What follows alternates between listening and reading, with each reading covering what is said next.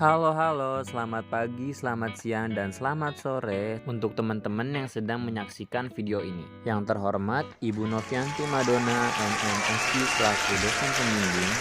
Di video kali ini, kita akan membahas seputar perkembangan IT di bidang perbankan. Teman-teman tahu nggak nih kalau di Indonesia sendiri itu sudah banyak bank-bank yang menerapkan teknologi dalam setiap kegiatannya. Seperti contoh m-banking yang akan mempermudah dalam mengakses bank di mana saja dan kapan saja. Nah, untuk lebih jelasnya, simak terus video ini karena akan ada penjelasan yang akan disampaikan oleh anggota kelompok 4. Tak kenal maka tak sayang, izinkanlah saya memperkenalkan diri. Nama saya Lutfi Gani Fauzan selaku moderator kelompok 4 yang akan menemani teman-teman pada presentasi hari ini. Perkenalkan, saya Siti Nurullah Maisyah sebagai presentator pertama. Perkenalkan, nama saya Zara Julia Rahma sebagai presentator kedua. Perkenalkan, nama saya Sela Salsabila sebagai presentator ketiga. Perkenalkan, nama saya Sakila Angelita sebagai presentator keempat. Nah, itu dia anggota daripada kelompok 4. Sekarang kita masuk ke materi pertama yuk yang akan disampaikan oleh Maisa. Perkembangan IT di bidang perbankan yang pertama ada pembukaan rekening digital banking. Apa itu digital banking? Digital banking merupakan bank yang menyediakan layanan usaha perbankan melalui saluran elektronik. Nah, layanan ini dilakukan oleh bank baru maupun bank konvensional lama yang bertransformasi menjadi bank digital.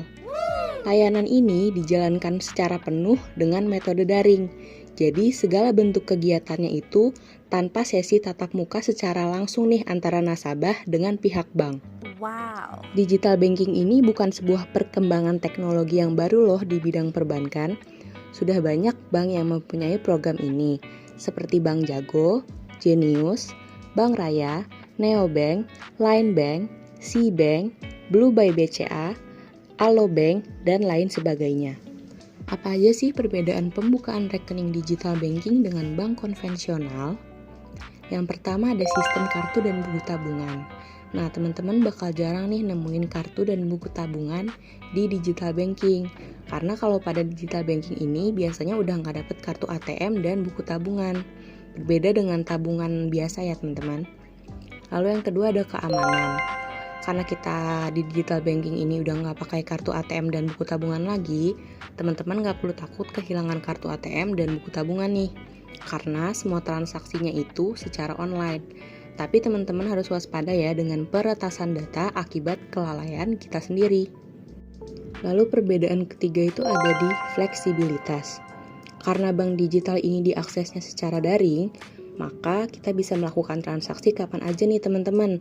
Gak perlu terpaut jam operasional bank, tentu berbeda ya dengan tabungan biasa yang harus mengikuti jam operasional bank. Nah, yang keempat ada suku bunga. Jadi, suku bunga yang ditawarkan oleh bank digital ini biasanya lebih tinggi nih teman-teman daripada tabungan biasa pada bank konvensional. Kemudian aku bakal kasih contoh cara pembukaan rekening tabungan biasa dengan rekening tabungan bank digital. Teman-teman udah tahu belum sih kalau kita ini bisa buka tabungan biasa melalui online juga? Di sini aku ambil contoh pada Bank Mandiri. Yang pertama, teman-teman ini tinggal download aplikasi Livin by Mandiri, kemudian memilih jenis tabungan yang mau dibuka. Selanjutnya, teman-teman bisa isi dan verifikasi data pribadi. Contohnya itu seperti KTP, nomor handphone, email, NPWP, foto tanda tangan, verifikasi wajah, dan juga lain-lain. Selanjutnya, tinggal buat password sama PIN. Dan yang terakhir, tinggal isi alamat pengiriman kartu agar bisa dikirimkan kartu ATM dan buku tabungannya nih ke alamat teman-teman. Jadi walaupun dilakukan secara online, jenis tabungan ini tetap tabungan biasa ya teman-teman. Hanya caranya saja yang udah update mengikuti perkembangan teknologi.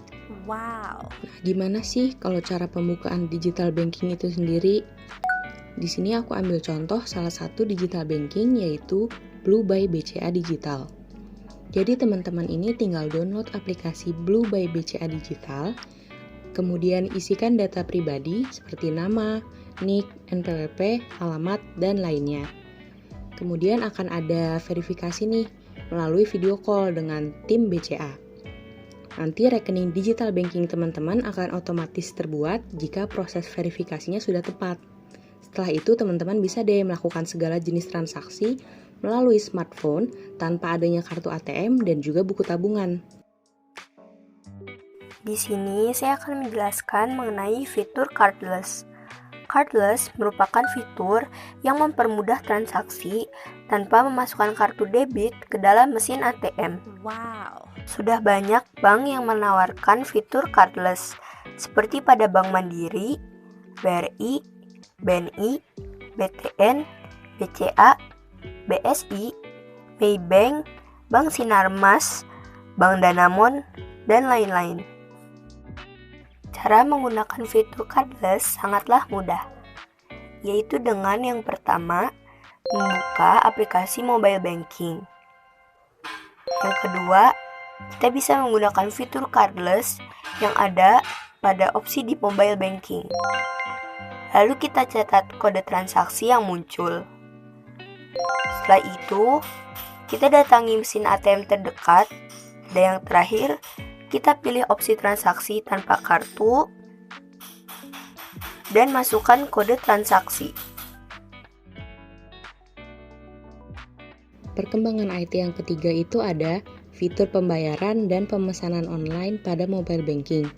Jadi pada fitur ini teman-teman bisa memesan tiket bioskop, tiket kereta, tiket pesawat, tiket hotel, tiket hiburan, bahkan voucher game loh tanpa aplikasi perantara.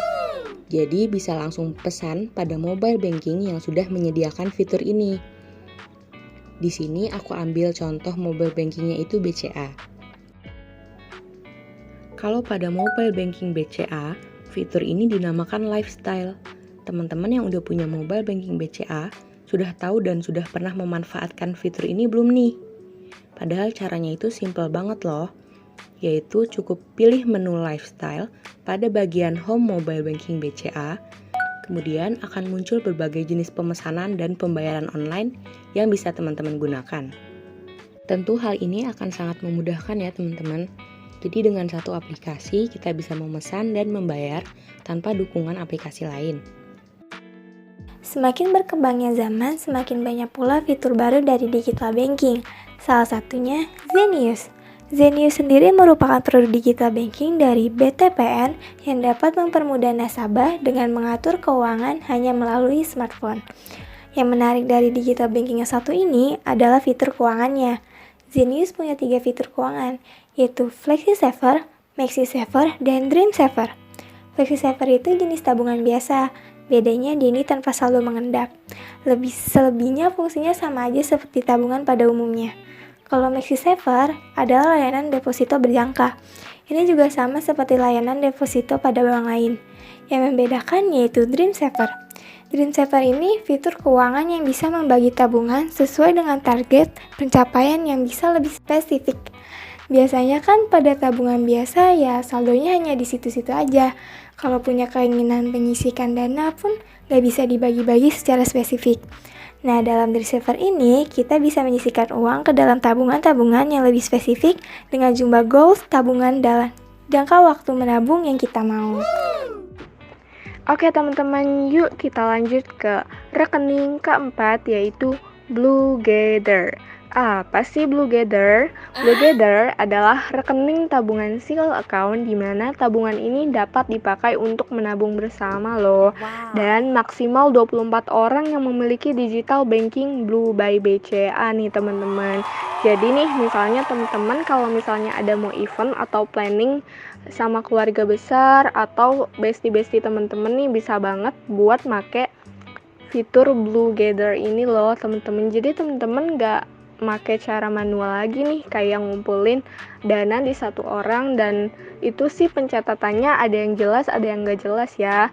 Nah teman-teman bisa banget nih buat pakai fitur Bluegather ini karena dana yang masuk ini kelihatan nih karena kita memiliki satu rekening yang sama untuk menabung di rekening tersebut nih teman-teman. Jadi dananya jelas dan teman-teman juga nggak ada kesalahpahaman, apalagi ini soal hal yang sensitif nih. Wah, membantu banget ya teman-teman. Nah teman-teman, yuk kita lanjut ke fitur terakhir yaitu PayMe. PayMe apa sih? PayMe adalah fitur yang bisa membantu untuk menagih uang antar sesama pengguna Genius atau non pengguna Genius nih teman-teman. Nah, kalau antar sesama pengguna Genius ini biasanya diingetin langsung nih lewat aplikasinya, yaitu Digital Banking by Genius. Nah, kalau non pengguna Genius gimana sih? Kalau non pengguna Genius ini biasanya diingetin atau di-reminderin lewat email pribadi nih. Jadi, buat teman-teman kalau misalnya ada yang ngutang sama teman-teman dan dia non pengguna Genius, bisa banget nih kebantu sama fitur PayMe ini. Membantu banget ya teman-teman. Nah, gimana teman-teman? Udah pada paham belum mengenai ilmu teknologi di bidang perbankan di Indonesia? Keren-keren banget kan penjelasan dari anggota kelompok 4? Semoga informasi yang disampaikan dapat bermanfaat untuk kita semua. Saya Lutfi Gani Fauzan selaku moderator, pamit undur diri. Mohon maaf apabila ada kekurangan. Wassalamualaikum warahmatullahi wabarakatuh. Terima kasih semuanya. Bye-bye.